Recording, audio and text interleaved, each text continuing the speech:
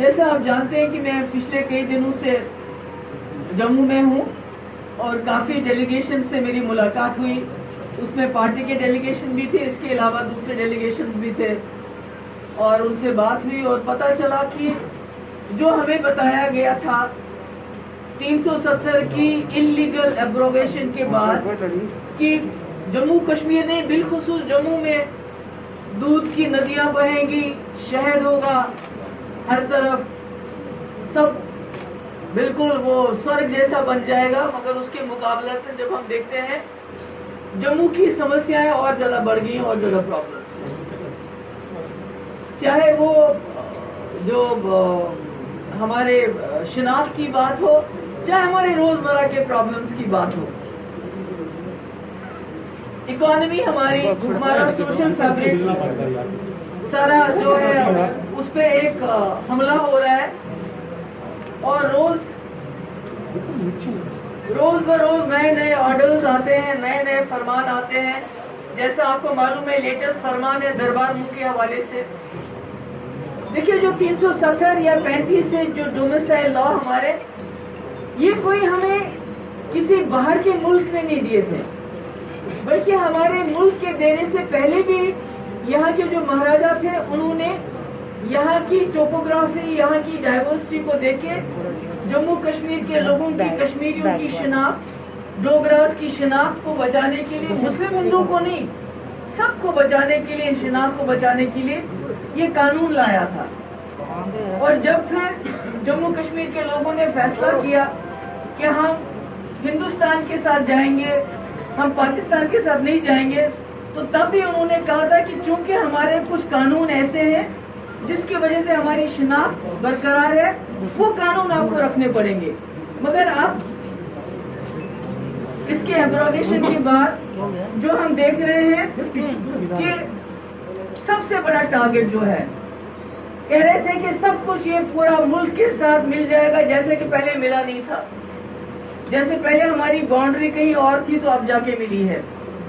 تو ہم دیکھتے ہیں کہ ہمارے یہاں ہر چیز کی جیسے 370 ختم کرنا صرف اس کا مقصد تھا جموں کشمیر کو لوٹنا. معمولی سی چیز ہے, باجری سے شروع کر لیجیے آپ. باجری ہو, پہلے یہ مندروں کا شہر ہے, اس کو شراب کا شہر بنانا چاہتے ہیں. اب کم سے کم اگر یہاں کے لوگوں کو, یہاں کے دکاندار کو اس کا فائدہ ہوتا, وہ بھی باہر کے لوگوں کو ان کا آکشن دے دیا اس کا. اسی طرح سے آپ دیکھ لیجئے ہمارے پاور پروجیکٹ چناب ویلی میں دیکھ لیجئے, وہاں بھی جو بڑی اچھی پوسٹیں ہیں وہاں باہر کے لوگ ہوتے ہیں, اور ہمارا پانی, ہماری بجلی باہر جاتی ہے. ریٹلے ایک پروجیکٹ بچایا تھا میں نے اپنے ٹائم میں, میں نے اس کو نہیں جانے دیا تھا NHPC میں, مگر اس کو بھی انہوں نے کر دیا. ہمارے پاس کچھ نہیں ہے, ہماری ٹرانسپورٹر جو ہیں اس کو مصیبت میں ہے. ٹول ٹیکس, یہ ٹیکس, وہ ٹیکس, ٹوکن ٹیکس, پتہ نہیں کیا کیا ہے. آپ جانتے ہیں پیٹرول کی قیمتیں کتنی بڑھ گئی ہیں. ہمارے کسان مصیبت میں ہیں. ابھی میرے پاس ملے تھے کچھ کسان نے کہا جو کنالز ہیں, جو ٹیل اینڈ پہ گاؤں ہیں, ان کا بیڑا گرک ہو رہا ہے, ان کو پانی نہیں مل رہا ہے. اسی طرح دربار منہ کا جو آخری فرمان آیا ہے, یہ بھی ہمارے مہاراجا کے وقت میں تھا. وہ چاہتے تھے کہ سردیوں میں لوگ جموں کشمیر جائیں, وہاں انٹریکشن ہو. یہ خالی اس میں اکانومی کی بات نہیں ہے کہ ہمارے کشمیر کے لوگ یہاں آتے ہیں, خریداری کرتے ہیں, بلکہ یہ ہمارا جو سوشل فیبرک ہے, جو ہمارا بھائی چارہ ہے, یہ اس کی بنیاد. میں نے پہلے بھی کہا, ابھی بھی کہتی ہوں, حالانکہ کوشش کی جا رہی ہے کہ ہندو مسلم جو ہمارے یہاں جموں میں جو بھائی چارہ ہے اس کو ٹرائبلز کو تنگ کر کے, ان کو زمینوں سے کھدیڑ کے, لنچنگ کر کے اس کو برباد کرنے کی کوشش کی جا رہی ہے.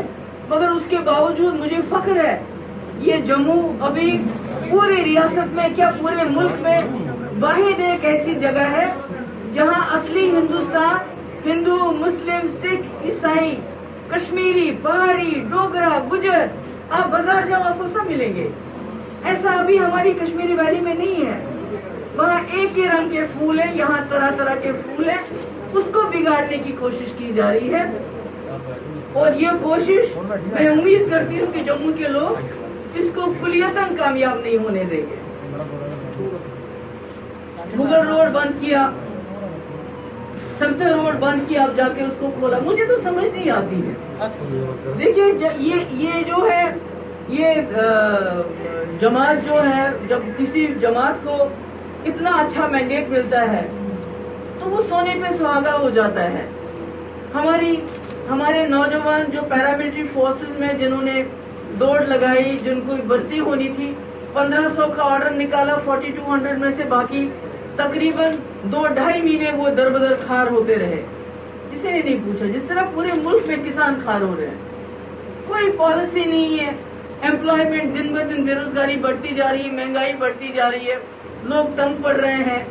پہلے کہتے تھے کہ کشمیر پچھڑا ہوا ہے، جبکہ ہمارا کشمیر، جموں کشمیر، پورے ملک میں کی جو انڈائسز ہیں ہمارے، وہ کافی جگہ ہم بہت آگے ہیں۔ اب پتہ نہیں کب تک آگے رہیں گے، اگر ان کا آن سلاٹ اسی طرح رہا ہمارے اوپر، ہماری اکانومی کے اوپر، ہمارے بھائی چارے کے اوپر، مجھے نہیں لگتا ہے کہ ہو سکتا ہے خدا نہ خواستہ ہماری حالت گجرات سے بھی بدتر ہو جائے پاورٹی میں۔